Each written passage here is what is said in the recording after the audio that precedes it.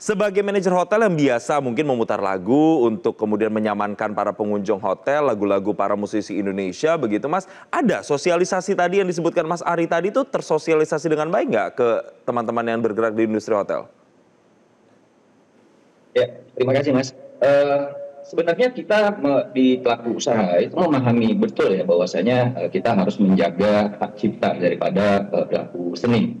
Tapi memang yang menjadi masalah sekarang ini adalah implementasi lapangannya. Karena tidak ada sosialisasi, tidak ada panduan, terus juga dalam pelaksanaannya tidak ada inspeksi langsung untuk mengumpulkan alat bukti. Mungkin juga bisa dilakukan peringatan, 1, 2, atau 3, baru kita lakukan penindakan.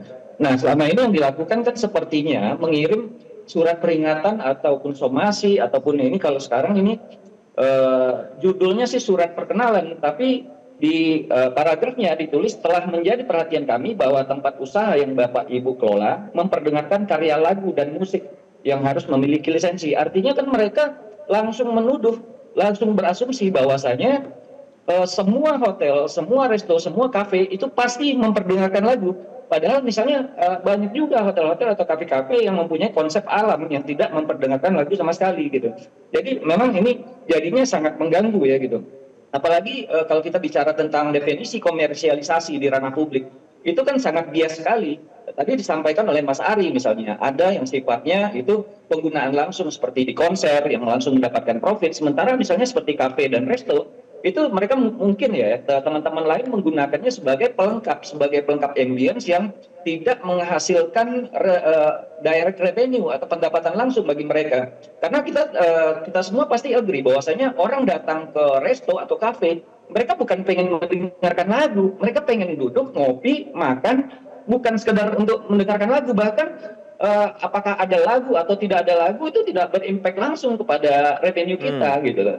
Jadi, nah sementara ini dengan adanya kebijakan ini, kita ini sangat dalam posisi sangat berbahaya korban, karena kita setiap waktu itu bisa dipidana, baik itu sengaja ataupun tidak sengaja memperdengarkan lagu. Oke, ini yang saya tangkap tiba-tiba begitu ya Mas ya, kaget gitu ya, tidak ada sosialisasi yang jelas, tiba-tiba datang langsung dengan somasi. Nanti saya akan tanya lagi karena pemirsa ini sebagai informasi saja, Mas Sultan yang sebagai manajer hotel ini kemudian manajemen ini juga viral karena menerima sejumlah surat ya dari LMK terkait dengan harus membayar sejumlah uang terkait dengan penggunaan lagu. Kita akan bahas nanti usai jeda. Mas Sultan dan juga Mas Ari tetaplah bersama kami pemirsa di Selamat Pagi Indonesia.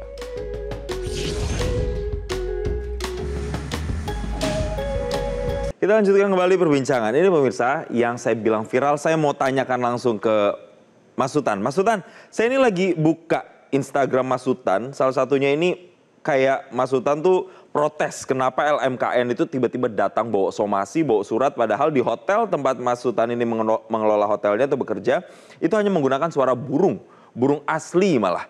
Nah, yang membuat Mas Sultan itu resah apanya? Karena tiba-tiba suratnya datang atau jumlah tagihan yang harus dibayarkan royaltinya atau apanya, Mas? Ya, jadi kan kami di Pranaya Butik Hotel ini sebenarnya kan konsep kami itu konsep natural ya. Jadi memang kami tidak menggunakan musik sebagai latar belakang. Kami berusaha untuk menciptakan suasana alam, termasuk juga suasana air, suasana suara burung gitu ya. Jadi justru kalau misalnya kami memperdengarkan musik itu tidak sesuai dengan visi kami gitu. Nah, yang sangat mengganggu itu adalah ketika kami tidak menggunakan musik, terus tiba-tiba dituduh. Ini kan surat ini sendiri menyatakan tuduhan ya, telah menjadi perhatian kami bahwa tempat usaha yang Bapak Ibu kelola memperdengarkan karya lagu dan musik. Jadi implementasinya ini gimana? Apakah mereka benar-benar datang dulu, melihat dulu faktanya, atau bagaimana gitu? Nah, ini juga sangat mengkhawatirkan bagi kami di masa datang karena ini undang-undang ini sangat bias ya. Semua pelaku usaha, bukan hanya resto, kafe, hotel, semua pelaku usaha, bahkan tukang cukur pun mungkin nanti bisa dihukum pidana. Nah, ini LMKN ini sekarang sudah menjadi lebih horor daripada kuntilanak, lebih menakutkan daripada polisi. Kalau polisi itu menangkap orang karena melakukan tindakan kriminal.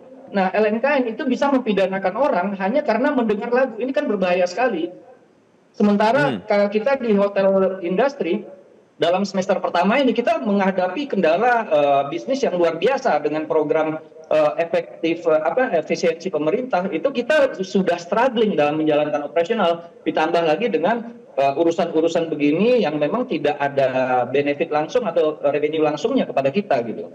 Oke, saya tangkap poinnya. Artinya di hotel tempat Mas bekerja ini menggunakan konsep alam, pakai suara burung asli, malah tiba-tiba datang surat padahal pihak dari LMKN saja tidak pernah datang langsung, tidak pernah memergoki misalnya hotel itu kemudian memutarkan musik ini nih Mas. Ini adalah surat yang kami tampilkan saat ini di layar. Jadi disuruh bayar berapa Mas sama LMKN? Jadi itu yang ditampilkan itu formulir ya. Jadi ada cover letternya juga ya seperti ini, seperti yang saya tampilkan ini. Jadi di cover letter itu disampaikan bahwasanya mereka judulnya sih surat perkenalan ya, tapi di cover letter itu sendiri di paragraf akhir itu ditulis bahwasanya, nah ini ya kelihatannya. Nah di paragraf akhir itu ditulis Anda sudah memperdengarkan musik gitu lah. Jadi itu yang cukup mengganggu dan juga ketakutan kami selaku pelaku usaha adalah ini kan hukumnya pidana ya gitu. Baik itu kita sengaja ataupun kita tidak sengaja. Ini kan jutaan. Sekarang pemerintah ini kan pengen melindungi pelaku seni. Mungkin ribuan, puluhan ribu pelaku seni. Tapi ini bisa menzolimi jutaan pelaku usaha di Indonesia. Kan mengerikan. Jadi harus bayar berapa Mas? Dari surat itu harus bayar berapa? Ya kalau di sini ya, kalau kita sama mungkin seperti yang ditampilkan di TV, itu 1 sampai 50 kamar 2 juta per tahun, 51 sampai 100 kamar 4 juta per tahun, 101 sampai 150 kamar 6 juta per tahun. Jadi kalau menilik di sini, kalau Pranaya Butik Hotel punya 100 kamar, artinya kami harus bayar 4 juta per tahun. Oke.